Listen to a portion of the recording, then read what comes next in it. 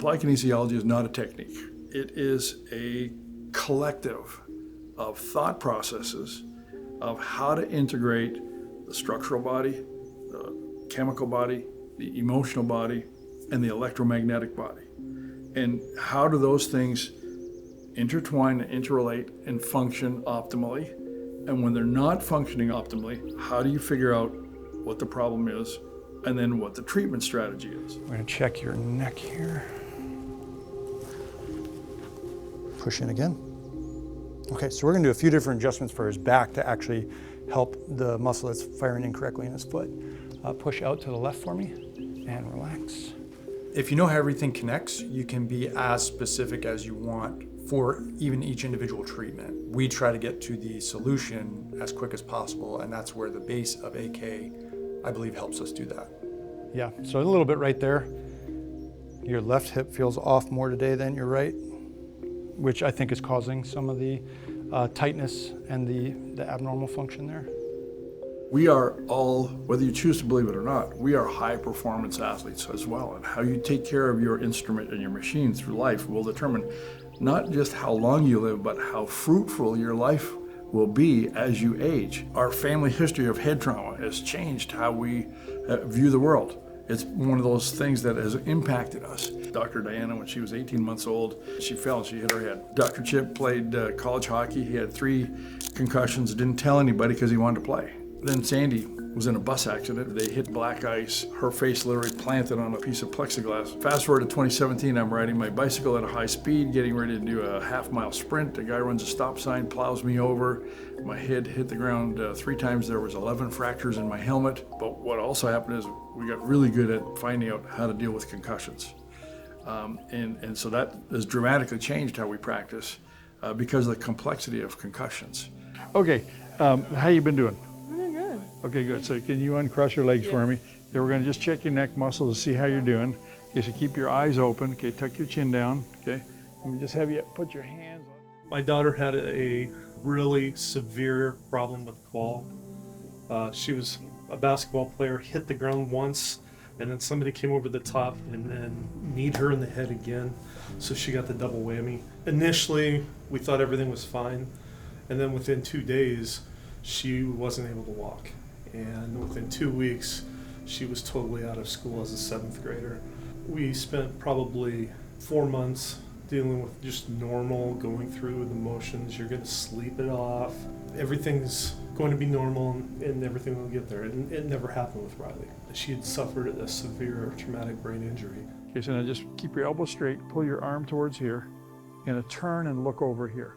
Okay, good. Just pull your arm towards here again. Okay. When we finally reached out to the Mladenov Clinic, they were so good at thinking of it as an urgent situation, not an emergency. Her life was not in danger, but they saw the urgency of helping her, and that was such a relief. And when we came here, they looked at us and said, "We are not going to put your daughter in more pain to get her out of pain." And that was such a relief. It was. I think my life wasn't in danger, but kind of my way of life was. And there was no kind of navigation, and not even just like on the physical side of things, but like the cognitive and emotional side. I think a lot of like the hospital systems and just other clinics we were going to like didn't address that at all. And so then they were like, this is normal. Yes. And they were able to explain that to us, yeah, and helped us know that, okay, like this is temporary, this is actually part of the healing process, that these emotions are coming to life in her. Applied kinesiology helped us figure out the complex neurology of how the brain communicates with the body, how the body communicates with the brain, all the things that the brain must do. One of the patients we treated yesterday with the eyes that we were working on, Linda, that she had some dizziness problems. Well, she never had head trauma. But if we didn't learn some of those, how to examine and deal with those nerve pathways from the brain to the eyes that control balance, we would have never been able to help her with her vertigo. All those neurological pathways, all those step-by-step connections have to be working properly in the right sequence in order for her to not get dizzy, not get nauseous. We take care of families. One person comes in and then they're like, oh, do you work on this? Okay, or they overhear me or Dr. M talking to someone else. well, my son or daughter or my husband deals with this. And then all of a sudden we're taking care of the family, and it's because we treat people like family. That's why I think people trust us with their health. There we go.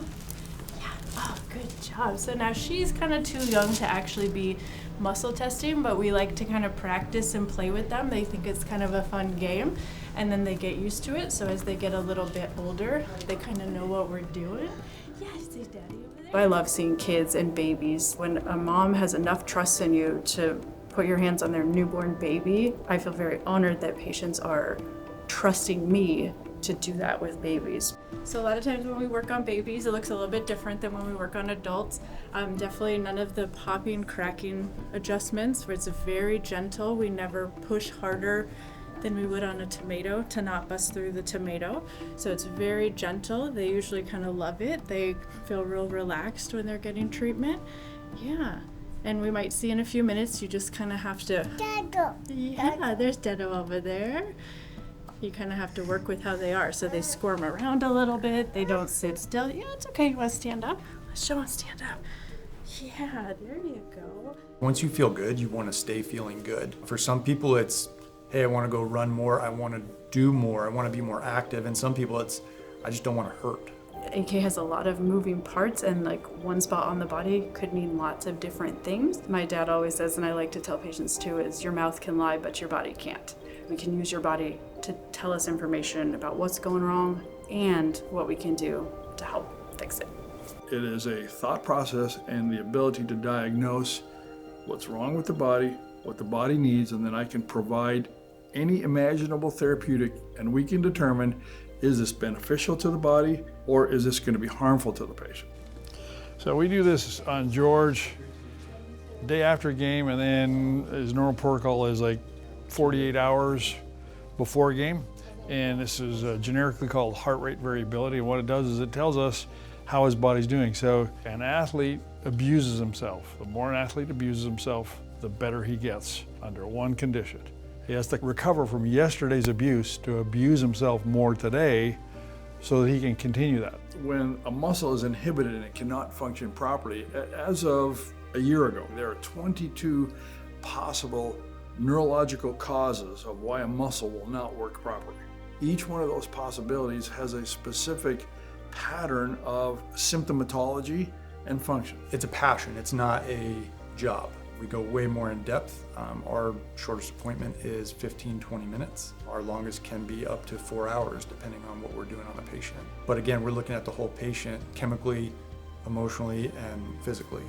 I think I found more relief in that whole person approach than just getting some quick adjustments. And I think it helps that Dr. M and Dr. Chip have sports backgrounds, so they're able to look at different things like what cleats am I wearing, and let's try to get you in certain positions that you would be in as an athlete, and then do the adjustments there. So they're able to relate, and I'm able to talk about strength and conditioning, recovery, a lot of different things that have all helped get me to where I am now in year 7 for the Kansas City Chiefs. The stuff I do with Doc has prevented a ton of injuries, but also like earlier this year, I had a grade 2 hamstring injury on a Sunday, and then those usually take like 2 or 3 weeks to recover from. All the people telling me, oh, you shouldn't play this, and that. And I came here, and then I played on a Thursday, quick turnaround. So I haven't missed a game, knock on wood, and I hope I don't miss one again.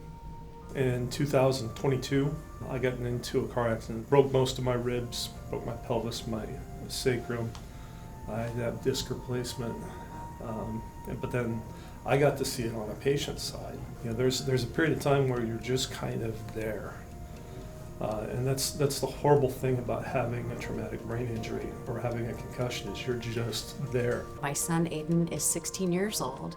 He had troubles for about 2 years, which turned out to be an undiagnosed traumatic brain injury, and he was challenged in every aspect, actually, of his life, from aggression and struggling with school and with friendships, and physically, and migraines that were just unbearable. And when we came to see Dr. M, it was incredible to go through the tests to understand what was going on with his body, and he has a bright and hopeful future now. My son was playing rugby in high school, and he got hit in the head during a game, but he didn't think anything about it. And then the next weekend they had another game, and he took a knee to the head, and he got knocked out. It was interesting because when we first got here, when Doc worked on him, you could just tell he could only take so much. A day later it was a little bit more, a couple days later it was a lot more. It was just amazing the difference between when he got here and when he left. He could actually carry a conversation, and now he's as normal as they get. Hi, my name's Dr. Evan Mladenoff, and I want to share with you a 40-year journey that has concluded with the publication of my new book called Doc, When Can My Kid Play? If you have a concussion, or if you have a child or a family member who's had a concussion, or if you know someone who's had a concussion, they want to know, when will my pains go away? When can I drive and go back to work? When can I participate in all workouts and games? Will I ever be normal again? There are 3 ways to start your recovery from a concussion today with a step-by-step system to go back to enjoying your life. Number 1, you can buy the book from Amazon or Barnes & Nobles. You can join our free seminar and get answers. Or 3, you can schedule an appointment at our clinic to start your recovery. Just take a picture of the QR code in the lower corner of your screen. There are 3 ways again to start your recovery today from a concussion. 1, buy our book from Amazon or Barnes & Nobles. 2, join our free seminar and get answers. Or schedule an appointment to start your recovery today. Just take a picture of the QR code in the lower corner of the screen.